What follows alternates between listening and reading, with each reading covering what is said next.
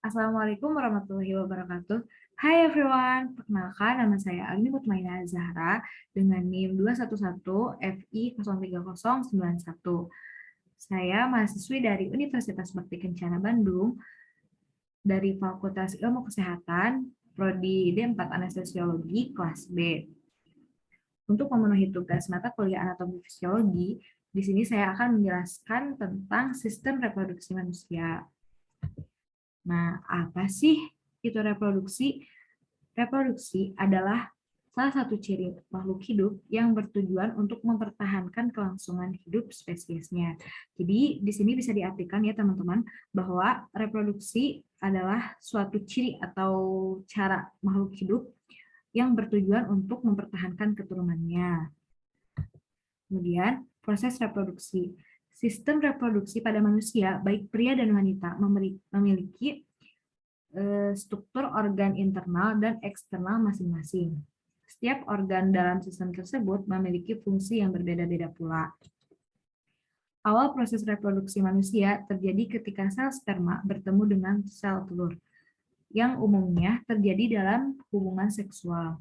Proses ini dapat berlangsungnya berkat adanya organ-organ reproduksi yang berfungsi. Nah, di sini ada sedikit penjelasan bahwa sistem alat reproduksi berfungsi sebagai berikut. Yang pertama, saat seseorang mencapai kedewasaan atau pubertas. Yang kedua, pada pria telah menghasilkan kelamin jantan atau sperma, hormon, dan testosteron.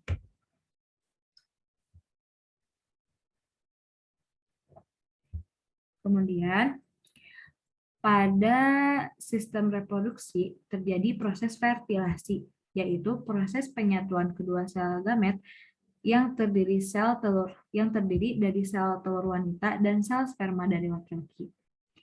Proses fertilasi sendiri juga sering disebut dengan proses pembuahan.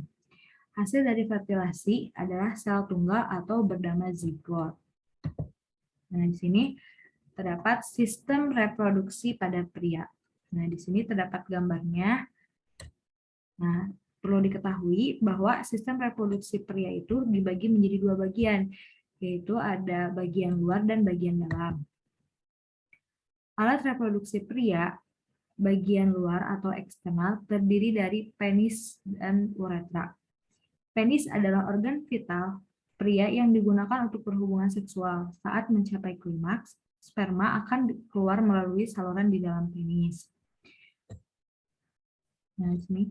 Kemudian ada skrotum. Skrotum adalah kantong kulit yang menggantung pada pangkal penis. Kantong kecil dan berotot ini melindungi testis beserta saraf dan pembuluh darah. Kemudian ada testis. Testis adalah organ paling penting dari sistem reproduksi laki-laki yang terletak di dalam skrotum. Testis merupakan kelenjar tempat sperma dan testosteron diproduksi. Next. Nah, di sini ada alat reproduksi bagian dalam atau internal. Di sini terdapat yang terdiri dari testis dan epididymis. Testis merupakan tempat menghasilkannya kelamin jantan, dan epididymis berfungsi sebagai tempat pematangan sperma. Kemudian ada vesicula seminalis, yaitu fungsinya merupakan tempat pembentukan cairan semen atau bisa disebut juga dengan cairan mani. Kemudian ada kelenjar aksoris, yaitu terdiri dari vesikula. Vesikula adalah kelenjar berlekuk-lekuk yang terletak di belakang kantung kemih.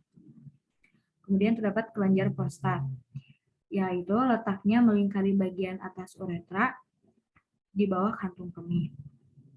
Kemudian ada kelenjar Cowper atau bulbouretra, terletak di sepanjang uretra di bawah prostat.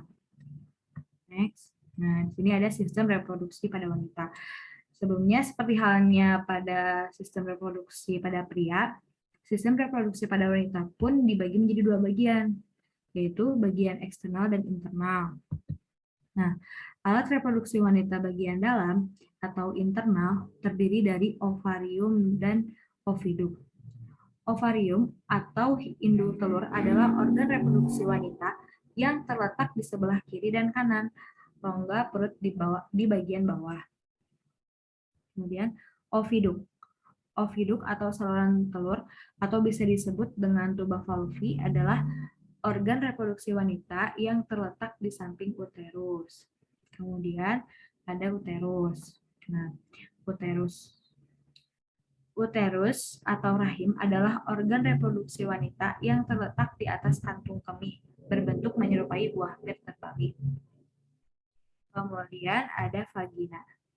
Vagina, nah di sini vagina itu sebagai saluran tempat berlangsungnya proses kopulasi, yaitu pertemuan antara alat kelamin. Dan juga sebagai saluran keluarnya bayi. Next. Kemudian ada alat reproduksi wanita bagian luar atau eksternal.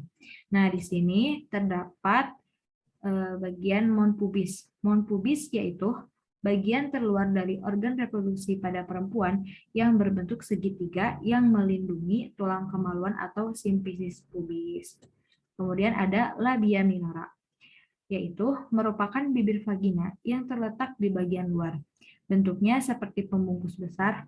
Organ ini berfungsi untuk melindungi organ reproduksi wanita bagian luar lainnya. Kemudian ada klitoris. Klitoris merupakan struktur seukuran kacang polong yang terletak di bagian atas vulva wanita di atas lubang uretra.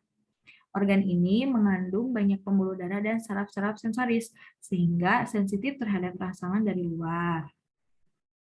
Kemudian ada urifisium, uretra, dan vagina. Bagian terbawah dari saluran kemih yang terletak setelah kantung kemih sebelum lubang kencing. Nah, kemudian, bagaimana sih cara sistem reproduksi yang sehat itu?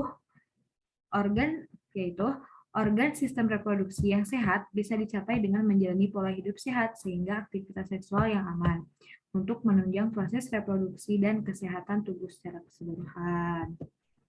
Nah, mungkin sekian yang dapat saya sampaikan. Mohon maaf bila ada kesalahan kata dan semoga video ini bisa bermanfaat bagi kita semua. Wassalamualaikum warahmatullahi wabarakatuh.